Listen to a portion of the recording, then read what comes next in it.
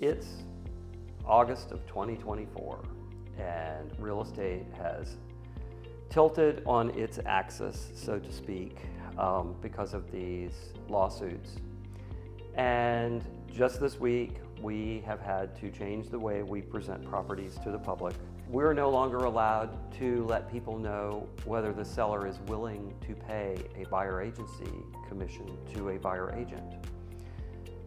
The logic behind this escapes me and pretty much everybody else in the industry, because if you have a client that can't afford to pay the buyer agency fee directly and they're working with a buyer agent, the only way they can find this out is to reach out to every single listing agent and ask them, what is the seller willing to pay us? Is it a 3% commission? Is it a 4% commission? Is it a no percent commission? But the only way that agent can get this information is by interacting directly with another listing agent. And again, how this helps the consumer, I do not know. It creates chaos in the real estate industry. It creates more work for a buyer agent. It creates more work for a listing agent. But that's our new reality.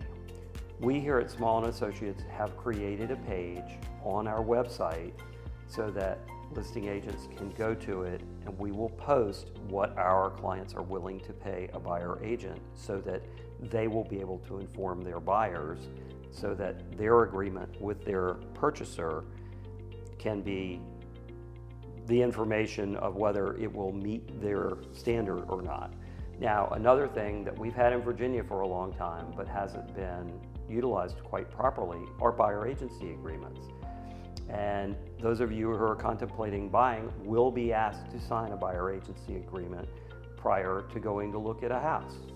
And we were supposed to be doing that for years, and there's been this sort of casual way to do it. You meet somebody, you show them a house or two, and then you say, hey, we get along okay, you want to do this.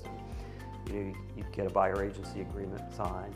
But now it is a nationwide thing that if you're going to go look at a house, you need to have a buyer agency agreement.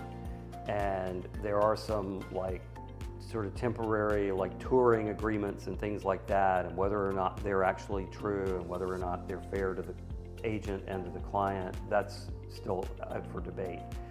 But when you sign a buyer agency agreement, the terms of the buyer agency agreement, in some bizarre way, like if you sign a buyer agency agreement with a very low amount of commission, even if the seller is willing to pay a higher commission because the buyer agency agreement says a lower number, that agent cannot accept more than that, which is crazy, cray-cray.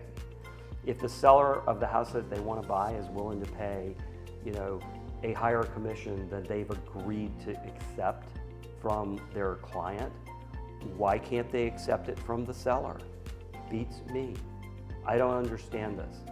But Small & Associates, Chris Small is the broker, we're doing our best to navigate per these regulations and help our clients understand it so that they still get the type of service that we've been delivering here in our office since 1982, where we respect our clients and we try to do the best thing for them.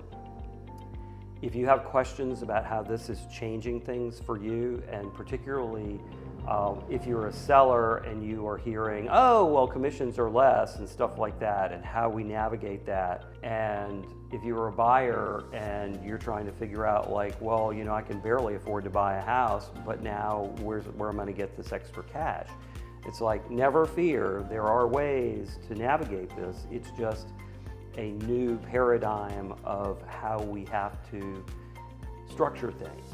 So if you have questions about how this might affect you from either perspective, please reach out to me. I'd love to talk to you about it and see how we can find a positive, good way to help you. I'm Chris Small. I'm a real estate broker in Richmond, Virginia.